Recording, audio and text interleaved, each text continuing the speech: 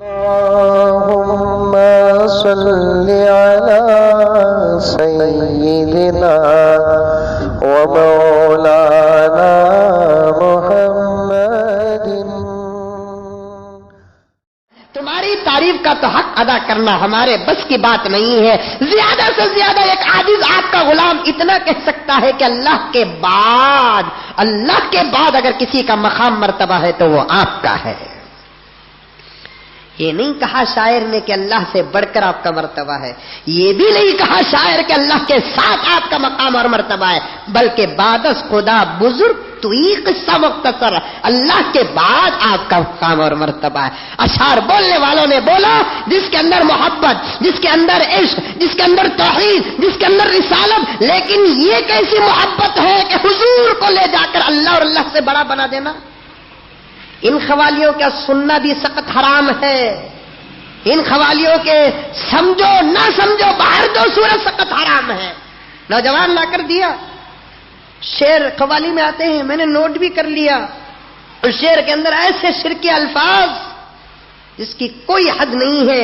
ایک شعر آتا ہے اللہ کو بس ایک کو ملنا تھا مل گیا، اب جس کو ملیں گے محمد ہی ملیں گے.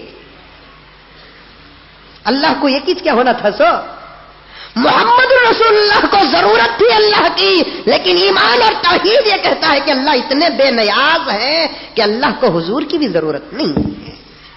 بہت بے نیاز اللہ تعالیٰ. یہ جملہ ہضم نہیں ہوگا، سمجھ کر اٹھنے کی کوشش کرو.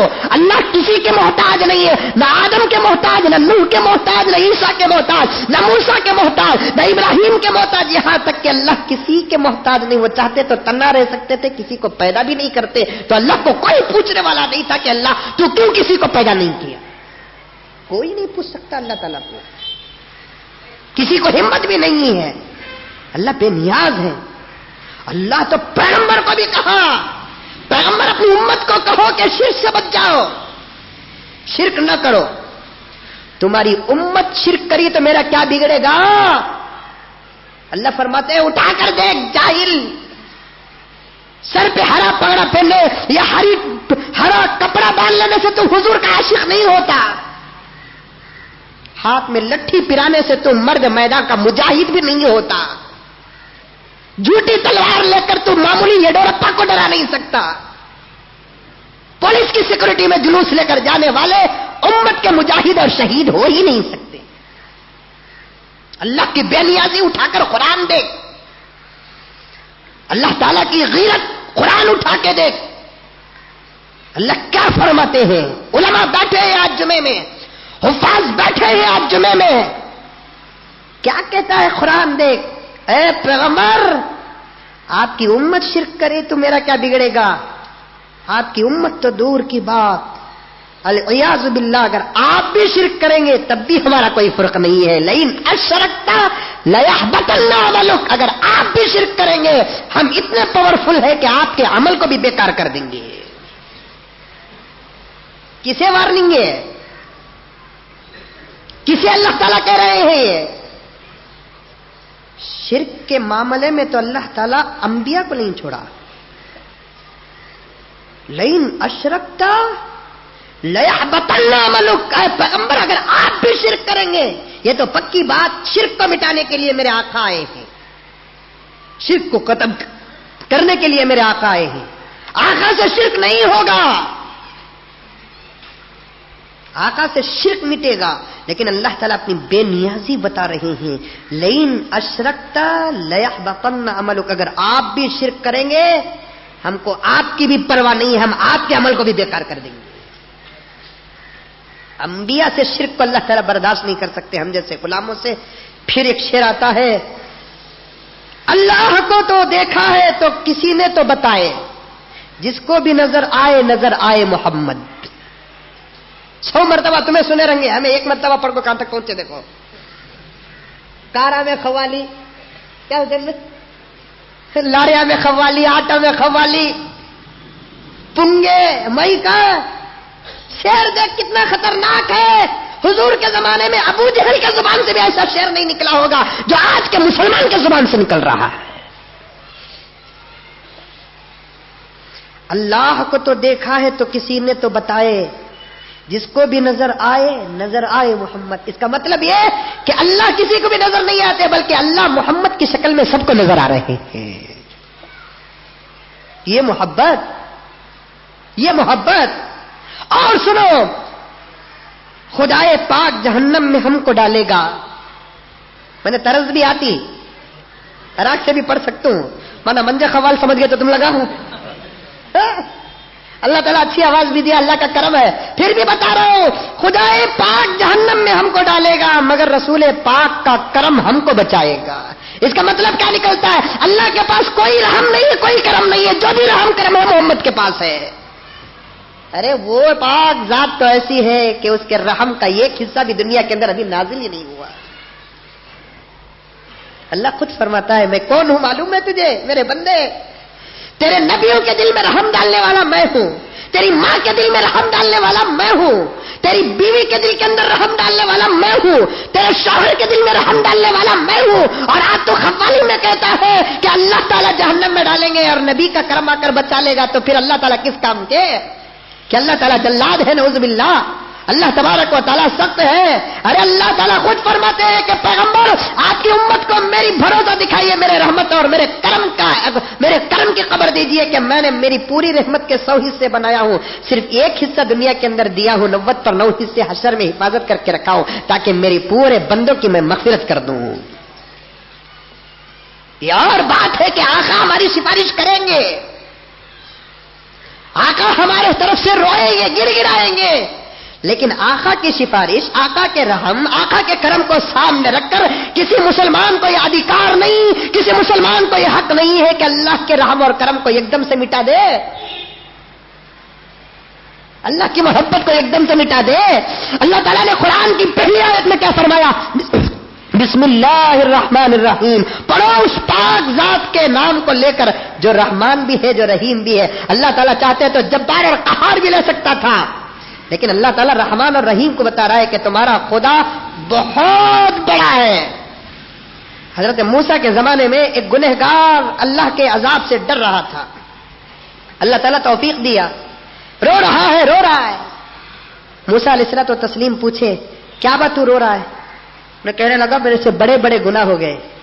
موسیٰ کہنے لگے اب تو تیرے بچنے کی کوئی صورت نہیں ہے، تیرے بچنے کی کوئی صورت نہیں ہے. انہیں اور ڈر کر بھاگ گیا.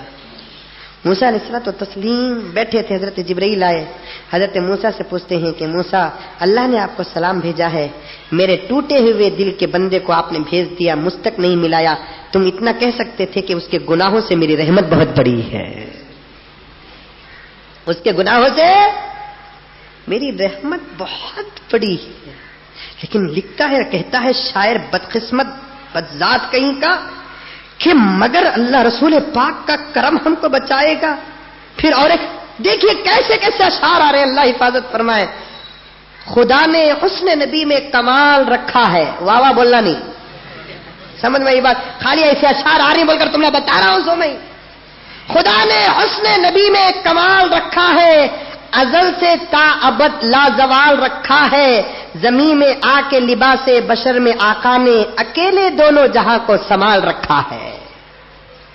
پھر اللہ کیا کر کریں، اس کے گھر کا کھانا پکا رہی کی، اللہ کے رسول دونوں جہاں کو سنبھال رہے ہیں. وہ بھی کیسا جملہ دیکھیے میرے دوستو، زمین میں آ کے لباس بشر میں آقا نے، زمین میں آ کے لباس بشر میں آقا نے، مطلب یہ ہے کہ آقا انسان نہیں، آقا خدا ہے. اوپر جاتے ہیں تو خدا بن جاتے ہیں، نیچے اترتے ہیں تو انسان بن جاتے ہیں. اور آقا کیا کر رہے ہیں؟ اکیلے دونوں جہاں کو سنبھال رکھے. اللہ فرماتے ہیں یہ پورا کائنات کا ذرہ ذرہ میرے قبضے قدرت میں ہے. ان اللہ علی کل شیء قدیر ہے، یہ بذات کہتا ہے کہ اللہ کے رسول سنبھال رکھے ہیں.